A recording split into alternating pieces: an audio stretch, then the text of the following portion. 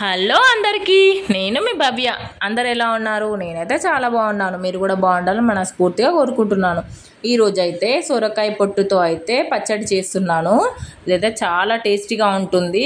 ఇలా పడేస్తూ ఉంటాం కదా వేస్టేజ్గా, ఇలా అయితే యూజ్ చేసుకోవచ్చు. చట్నీ అయితే చాలా బాగుంటుంది.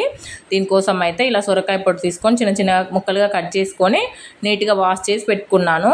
ఒక ప్యాన్ తీసుకొని దాంట్లోకి అయితే ఇలా ఒక 7-8 పచ్చిమిర్చి తీసుకొని ఇలా ముక్కలుగా కట్ చేసుకొని వేసుకొని కొంచెం ఆయిల్ వేసుకొని అవి మూత పెట్టి మగ్గించుకుంటున్నాను అనమాట. పచ్చిమిర్చి కదా మీదికి చిల్లుతుందని మూత పెట్టి మగ్గించుకుంటున్నాను. చూడండి, మంచిగా వేగిపోయాయి. ఇప్పుడు వీటిని వేరొక ప్లేట్లోకి తీసుకొని పక్కకు పెట్టుకోవాలి. ఇప్పుడు అదే ప్యాన్ని మళ్ళీ ఒకసారి స్టవ్ మీద పెట్టేసుకొని ఇందాక మనం నీట్గా వాష్ చేసి పెట్టుకున్న సొరకాయ ముక్కలు, అలాగే ఒక చిన్న సైజు ఒక 3 టమాటాలు వేసుకొని ఒకసారి అయితే కలుపుకోవాలన్నమాట. ఆయిల్ వేసుకొని ఒక 1 టేబుల్ స్పూన్ ఆయిల్ వేసుకొని ఒకసారి అయితే కలుపుకోవాలి. అంతా మిక్స్ అయ్యేటట్టు కలుపుకున్నాక దీనిలోకి కొంచెం ఎప్పుడు మూత పెట్టుకోవాలి.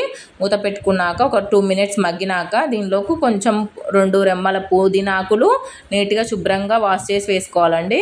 అండ్ కొంచెం కొత్తిమీర కూడా వేసుకొని కాడలతో సహా వేసుకోవాలి. కొత్తిమీర అప్పుడైతేనే టేస్టీగా ఉంటుంది. వేసుకొని మరొకసారి కలుపుకొని మూత పెట్టేసుకొని మగ్గనించుకోవాలి. చూడండి, ఒక 50-60% అయితే ఆల్మోస్ట్ మగ్గిపోయాయి. ఇలా అయితే కలుపుకోవాలన్నమాట. మంచిగా కలుపుకోవాలి, ఎందుకంటే అడుగు పట్టేస్తుంది, మాడిపోతుంది అనమాట. మంచిగా ఒక మొత్తం మగ్గిపోయాయి. చూడండి, ఇప్పుడైతే చల్లార పెట్టుకుంటున్నాను. పచ్చిమిర్చి అయితే చల్లారిపోయాయి కదా. ఇప్పుడు మిక్సర్ జార్ తీసుకొని మనం ఇందాక చల్లార పెట్టుకున్న పచ్చిమిర్చి అండ్ ఒక 4-5 రెబ్బలు వెల్లుల్లి వేసుకోవాలి.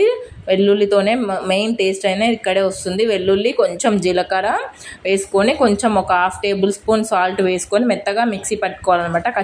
ఇలా మిక్సీ పట్టుకుంటే చాలు. మళ్ళీ తర్వాత మనం వేసుకున్నప్పుడు మిక్సీ పట్టుకుంటాం కదా. ఇప్పుడైతే ఇందాక మనం చల్లార పెట్టుకున్న సొరకాయ, టమాటాలు అవి కూడా వేసుకొని ఇంకొంచెం సాల్ట్ వేసుకొని, ఇందాక మనం కొంచెమే యాడ్ చేసుకున్నాం కదా, సాల్ట్ వేసుకొని ఇలా మెత్తగా అయితే మిక్సీ పట్టుకొని ఒక బౌల్లోకి అయితే తీసి పెట్టుకోవాలి. ఇప్పుడైతే పోపు కోసం అయితే బౌల్లోకి తీసి పెట్టుకున్నాక మనమైతే చింతపండు యాడ్ చేసుకోలేదు కాబట్టి ఒక అరబద్ద నిమ్మకాయ అయితే పిండుకోవాలన్నమాట. చింతపండు టేస్ట్ వేరే ఉంటుంది, నిమ్మకాయ టేస్ట్ వేరే ఉంటుంది. ఒకసారి ట్రై చేయండి నిమ్మకాయ పిండి, చాలా టేస్టీగా ఉంటుంది. ఇప్పుడైతే పోపు కోసము ఒక ప్యాన్ పెట్టుకొని ఒక 2 టేబుల్ స్పూన్స్ ఆయిల్ వేసుకొని కొంచెం పోపు దినుసులు అండ్ ఎండుమిర్చి కూడా వేసుకోవాలి. కొంచెం ఎండుమిర్చి అండ్ పసుపు, కొంచెం చిటికెడు పసుపు, ఎక్కువ వేయొద్దు పసుపు, అండ్ కొంచెం కరివేపాకు వేసుకొని ఇప్పుడు ఈ పోపు మిశ్రమాన్ని అంతా ఇందాక మనం గిన్నెలోకి తీసి పెట్టుకున్నాం కదా పచ్చడిలోకి వేసుకోవాలన్నమాట. వేసుకొని ఒకసారి కలుపుకుంటే అయిపోయిద్ది, మంచి సొరకాయ పచ్చడి తయారు.